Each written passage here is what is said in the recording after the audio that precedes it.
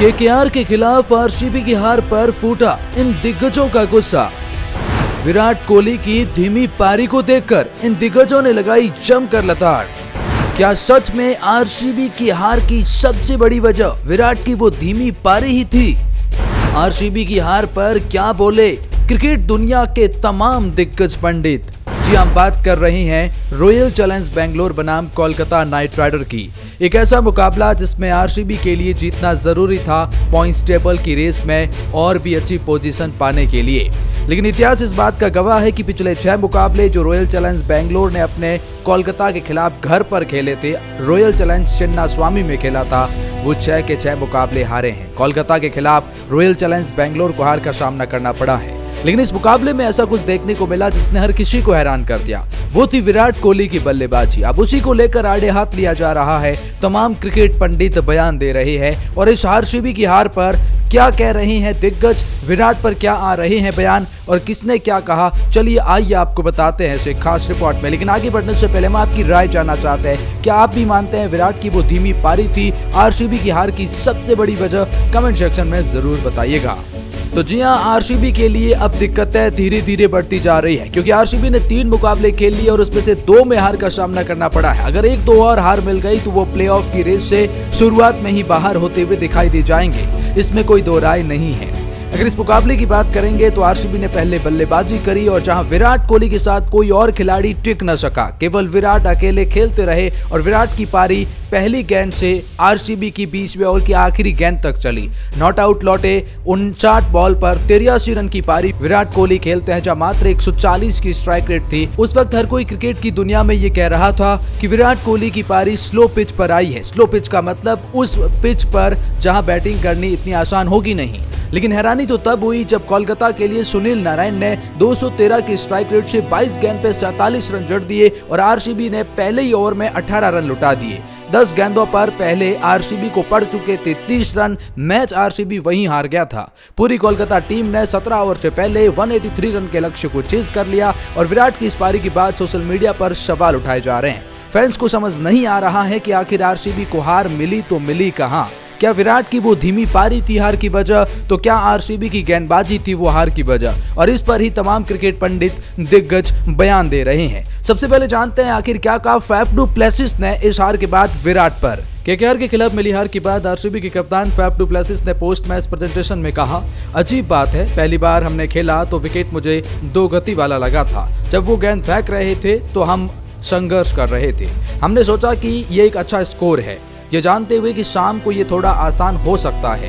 थोड़ी ओस थी जिस तरह से हमने पहली पारी में बल्लेबाजी की, उसे देखते हुए भले ही आपके पास कोई हो, विराट गेंद को हिट करने के लिए इसीलिए संघर्ष करना पड़ा था क्योंकि आरसीबी ने जिस तरह की गेंदबाजी करी थी, क्योंकि गति और 2 गति की कमी थी। आप खेल के बाद हमेशा जान सकते हैं, हम कह सकते हैं कि शायद 1 या 2 चीजों को आजमाएं, लेकिन जिस तरह से वे दोनों गेंद पर प्रहार कर रहे थे, हमें वास्तव में कुछ था जिस पर काम करने की जरूरत थी, अच्छी गेंदबाजी। पहले तो उन्होंने अपनी गेंदबाजी के दम पर जो शानदार थी हम पर दबाव बनाया, हमें बड़े शॉट्स नहीं खेलने दिए और उसके बाद उन्होंने जिस तरह की बल्लेबाजी करी वास्तव में वो कमाल की थी। कुल मिलाकर हमारे पास वो 20-30 रन शॉट थे, इस बात को स्वीकार किया है फैफ डू प्लेसिस ने। उन्हें लगा कि हम शायद पावर प्ले को और अच्छे से डोमिनेट कर सकते थे और उसके बाद उन्होंने जो गेंदबाजी करी उसकी उन्होंने तारीफ करी। साथ में उन्होंने कहा कि जब हम गेंदबाजी करने आए तो हमें लगा कि एक अच्छा पिच है जिस पर संघर्ष किया जा सकता है, ये एक अच्छा टोटल है जिस पर संघर्ष किया जा सकता है। लेकिन जिस तरह से बल्लेबाजी सुनील नारायण ने आकर पावर प्ले में करी वो वाकई में अविश्वसनीय थी और वही पूरी तरह से मैच को मोमेंटम चेंज कर गया। लेकिन फैफ डू प्लेसिस ने माना है कि हम 20-30 रन शॉर्ट थे इस पिच पर, कहीं न कहीं विराट की धीमी पारी वो वजह हो सकती है। लेकिन इस पर क्रिकेट दिग्गज के तमाम बयान आ रहे हैं। सबसे पहले आपको बता दें कि सुनील गावस्कर ने एक बहुत बड़ा बयान दिया। सुनील गावस्कर ने कहा, आप मुझे बताएं कि कोहली अकेले कितना कुछ करेंगे। किसी ने उनका साथ नहीं दिया। अगर आज किसी ने उनका साथ दिया होता तो वो निश्चित रूप से 83 की बजाय 120 रन बना लेते। लेकिन विराट कोहली पहली गेंद से लेकर आखिरी गेंद तक उनके सामने कोई ऐसा बल्लेबाज ही नहीं आया जो हिटिंग कर सके और जो विराट कोहली से प्रेशर रिलीज कर सके, जो रिस्पॉन्सिबिलिटी ले सके। सुनील गावस्कर का मानना है कि अगर ऐसा कोई बल्लेबाज सामने खड़ा होता तो निश्चित रूप से ये 83 रन 120 रन बन गए होते। ये टीम गेम है, अकेले आदमी का खेल नहीं है, ये सुनील गावस्कर ने साफ शब्दों में कहा है। और उन्होंने कहा कि किसी दूसरी प्लेयर का कोई सपोर्ट नहीं मिलना ये है आरसीबी की हार की सबसे बड़ी वजह। बाकायदा विराट कोहली और ज्यादा रन बना सकते थे, लेकिन अकेले को कुछ आप नहीं कह सकते हैं, ट्रोल नहीं कर सकते हैं, ये कहना है सुनील गावस्कर का। लेकिन इस पर माइकल वॉन ने भी एक बहुत बड़ा बयान दिया है। पहले तो उन्होंने विराट कोहली की बल्लेबाजी की तारीफ करी। उन्होंने कहा कि आप विराट कोहली को टी20 क्रिकेट के वर्ल्ड कप में ओपनिंग स्लॉट के लिए पेश कर सकते हैं। वो जिस तरह से बल्लेबाजी कर रहे हैं वो इंडिया को फॉर्मिडेबल, इंडिया की बैटिंग को आसान बनाने वाले हैं और टी20 वर्ल्ड कप की बैटिंग लाइनअप में बहुत फायदा इंडिया को होगा अगर विराट कोहली खेलते हैं। He looks so hungry, fit and refreshed। उन्होंने कहा कि वो बहुत भूखे दिख रहे हैं, वो बहुत फिट दिख रहे हैं, वो बहुत ज्यादा रिफ्रेश नजर आ रहे हैं। He is a great to watch कि हमने उसे इस तरह से बल्लेबाजी करते हुए देखा है। लेकिन उसके बाद उन्होंने फिर एक ट्वीट किया जिसमें उन्होंने लिखा impossible for RCB to win the IPL with this bowling attack. मतलब उन्होंने कहा कि आरसीबी को इस बॉलिंग अटैक के साथ जीतना आसान नहीं होगा या इम्पॉसिबल सा लगता है। ये माइकल वॉन की तरफ से बयान आया है। माइकल वॉन ने साफ कहा है कि आरसीबी इस बॉलिंग अटैक के साथ तो बिल्कुल भी नहीं जीत सकती है। इसका मानना है कि विराट नहीं बल्कि वो गेंदबाजी थी हार की बड़ी वजह।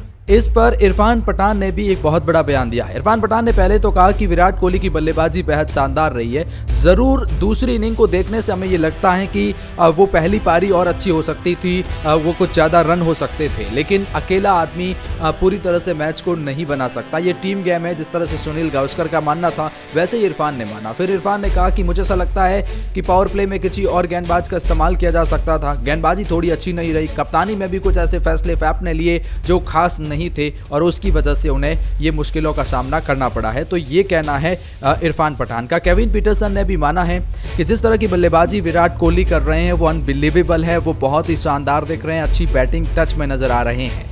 लेकिन अगर आरसीबी की हार की बात की जाए तो इसमें रन भी कम थे और आरसीबी की गेंदबाजी पर भी सवालिया निशान है। आरसीबी के पास वो गेंदबाज नहीं है। उनके प्रमुख गेंदबाज मोहम्मद सिराज इतने महंगे साबित हो रहे हैं, तो फिर आप नहीं कह सकते कि इस बॉलिंग अटैक के साथ वो केकेआर के प्रमुख बल्लेबाजों को झकझोर सकते हैं। जिस तरह से बल्लेबाजी केकेआर कर रहे हैं उन्हें हराने के लिए एक अच्छी बॉलिंग लाइनअप की जरूरत होती है। तो कुल मिलाकर केविन पीटरसन का भी खास तौर पर गेंदबाजी पर ही मानना है कि गेंदबाजी थोड़ी और अच्छी हो सकती थी बाकायदा इस पिच पर। तो कुल मिलाकर ये हैं क्रिकेट पंडितों के बयान आरसीबी की हार पर।